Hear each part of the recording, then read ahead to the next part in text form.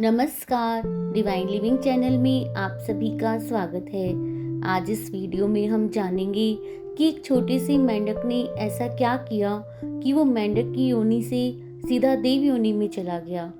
आइए शुरू करते हैं एक मेंढक की कथा। राजगृह नाम का एक शहर था जिसके राजा का नाम था राजा श्रेनिक। एक दिन राजगृह नगरी के पास विपुलाचल पर्वत पर भगवान महावीर का बहुत बड़ा समोशरण आया था। समोशरण जहाँ पर अरिहंत भगवान हमें उपदेश देते हैं और जहाँ पर सबको ज्ञान पाने का समान अवसर मिलता है।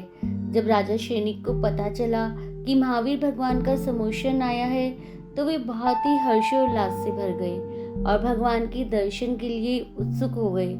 तो एक दिन वे भक्ति से गदगद होकर अपने शहर के लोगों के साथ पूजन की सामग्री अर्थात अष्टद्रव्य लेकर भगवान की वंदना के लिए जाने लगे।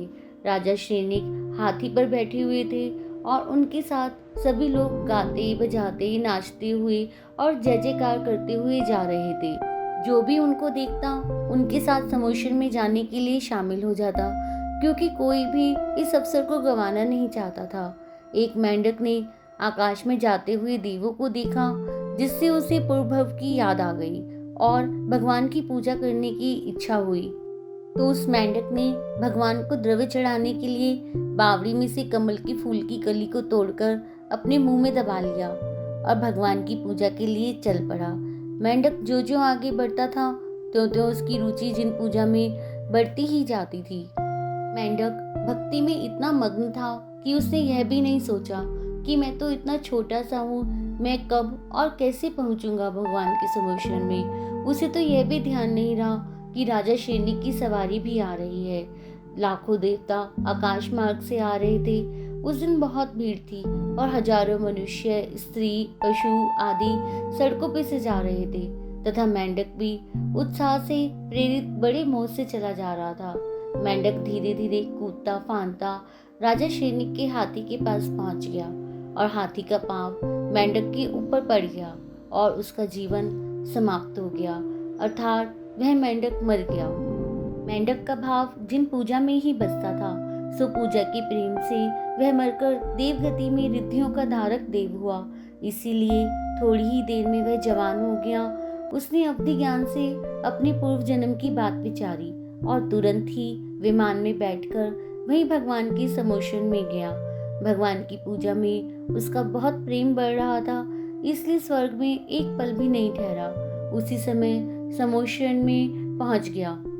जैसे ही राजा श्रेनिक और उनके लोग भगवान के दर्शन के लिए समोशरण में पहुंचे तो वहां उन्होंने देखा बहुत सारे देव पहले से ही भगवान के दर्शन के लिए आए हुए हैं।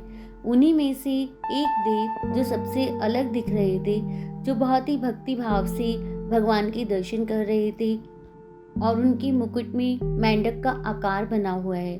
राजा श्रेनिक सोचने लगे कि ऐसा देव तो पहले नहीं देखा जिनके मुकुट में मेंढक का चिन्ह हो, और उन्होंने पूछा, हे प्रभु, ये देव कौन है? तब उन्हें महावीर भगवान के गंधर्व गौतम ने कहा, ये तो वही मेंढक का जीव है जो थोड़ी देर पहले आपके ही हाथी के पैर के नीचे आकर मर गया था।